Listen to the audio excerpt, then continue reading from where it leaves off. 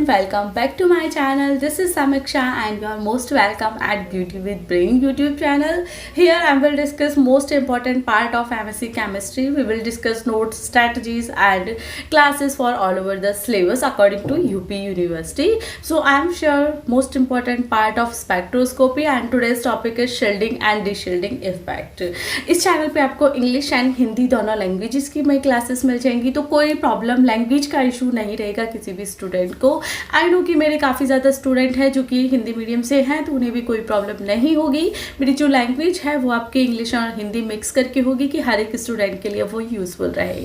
आपको ये जो टॉपिक है ये third semester plus second semester दोनों के लिए है। तो कुछ यूनिवर्सिटी से सिर्फ सेकेंड सेमेस्टर में कराती है, कुछ थर्ड में भी कराती है, बट मैं आपको जिस यूनिवर्सिटी का शेयर करी हूँ वो सेकेंड में भी स्पेक्ट्रोस्कोपी एंड ग्रुप थ्योरी देती है और थर्ड में भी देती है। सिर्फ 10 to 15% सिलेबस चेंज होता है अकॉर्डिंग टू यूनिवर्सिटी, अदरवाइज वो सेम होता है। तो आपका क्या सिलेबस है आप वो डाउट क्लियर कर लीजिएगा। ये वीडियो आप सबके लिए यूजफुल है अगर आपके सिलेबस में स्पेक्ट्रोस्कोपी एंड ग्रुप थ्योरी है। ठीक है, आप सबके लिए गुड न्यूज़ है। आप सबका हमेशा डाउट रहता है कि मैम आप अनअकैडमी पे या कैसे भी हमें लाइव क्लासेस दीजिए। मैं पहले अनअकैडमी ज्वाइन कर रहा था तो आप सबने देखा भी था, तो आप सबका रहता है कि ma'am please again live classes दीजिए, आपने लाइव क्लासेस क्यों बंद कर दी। तो अभी आपको मेरी लाइव क्लासेस मिल जाएंगी अनअकैडमी पे। जी हाँ, मैंने अनअकैडमी को ज्वाइन कर लिया है। वहाँ पे मैं केमिस्ट्री का सिलेबस ही करा रही हूँ, गेट के स्टूडेंट्स को मैं पढ़ाती हूँ, बट वो सिलेबस आपके अकॉर्डिंग भी सेम है, तो आप सब भी ज़रूर ज्वाइन कीजिएगा।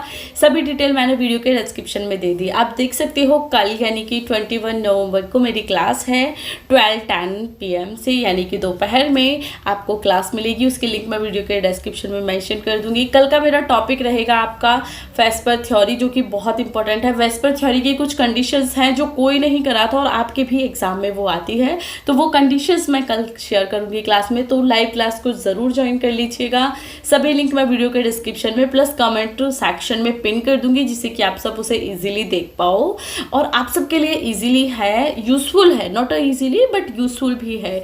वो तो पढ़ाने का तरीका मेरा यहाँ भी सेम है, वहाँ भी है, बट वहाँ पे लाइव क्लास होती है, तो आपके लिए ईजी ये रहता है कि आपका कोई डाउट है तो आपको कमेंट ना करके डायरेक्टली आप वहाँ पे मुझसे बोल सकते हो और मैं उसका आपको साथ के साथ सॉल्यूशन भी प्रोवाइड करता दूंगी।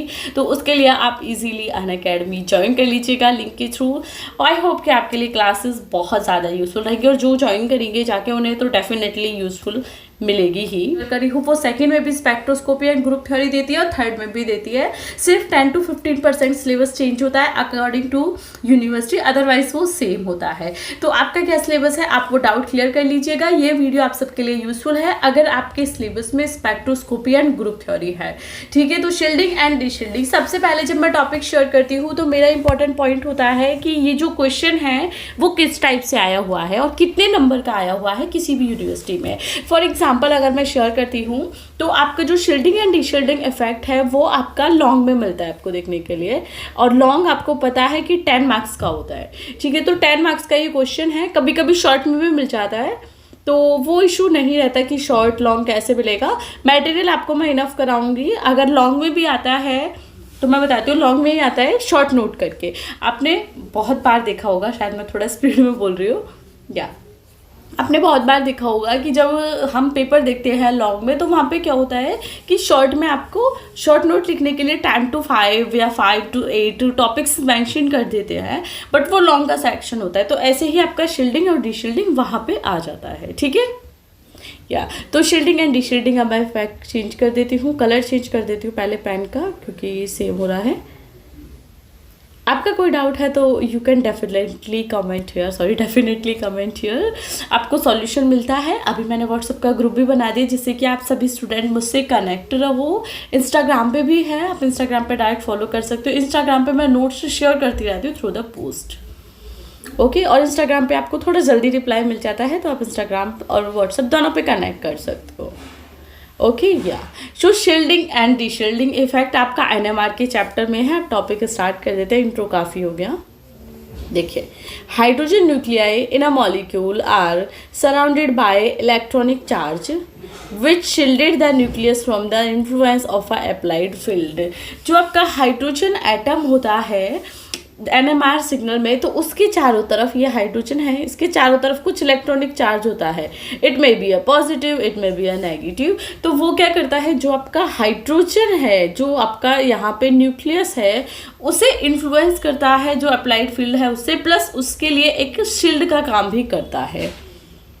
ओके, इलेक्ट्रॉनिक चार्ज अभी मैं यहाँ पे एज अ एग्जाम्पल और डायग्रामेटिकली भी दिखाऊंगी, वो तो मैंने ये रफली डायग्राम है, ठीक है।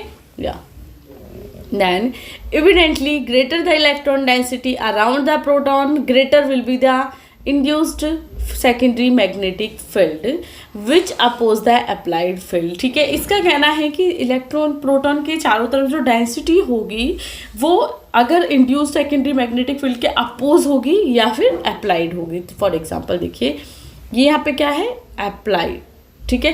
तो ये जो अप्लाइड फील्ड है वो क्या होगी, अपोज होगी हमेशा ही सेकेंडरी मैग्नेटिक फील्ड के। देखिए ये आपका मैग्नेटिक फील्ड है, ये आपका अप्लाइड फील्ड है, ठीक है। तो ये क्या हुआ, आपका अपोज हो गया, ये सॉरी अपोज हो गया, ठीक है। तो वो अपोजिटली वर्क करता है। ओके, एंड ये इसका टेनी बार है, ये इलेक्ट्रॉन है, देखिए ये न्यूक्लियस है फॉर एग्जांपल, ठीक है। यहाँ पे हम हाइड्रोजन का अप्लाइड फील्ड करते हैं, H0 से हम इसे डिनोट करते हैं। ये न्यूक्लियस है, ये इसके चारों तरफ इलेक्ट्रॉन है, ये स्प्रिंग न्यूक्लियस हम इसे बोल सकते हैं, ठीक है। ये मैग्नेटिक फील्ड है, तो ये जो इलेक्ट्रॉन है इसके चारों तरफ वो एज अ शील्ड काम करते हैं। यही ये थ्योरी कहना चाहती है, शील्डिंग और डिशील्डिंग इफेक्ट। अब जो आपका शील्डिंग और डिशील्डिंग इफेक्ट होता है, इट्स जस्ट बिकॉज ऑफ जो हाइड्रोजन का अप्लाइड फील्ड है उसकी वजह से होता है। कि कैसे होता है वो देखिए, hence greater external field will cause proton absorption. यानी कि अगर एक्सटर्नल फील्ड है आपका वो बहुत ज़्यादा होगा तो प्रोटॉन एब्जॉर्प्शन भी आपका ज़्यादा होगा। Then the extent of shielding is shown in the terms of shielding parameter.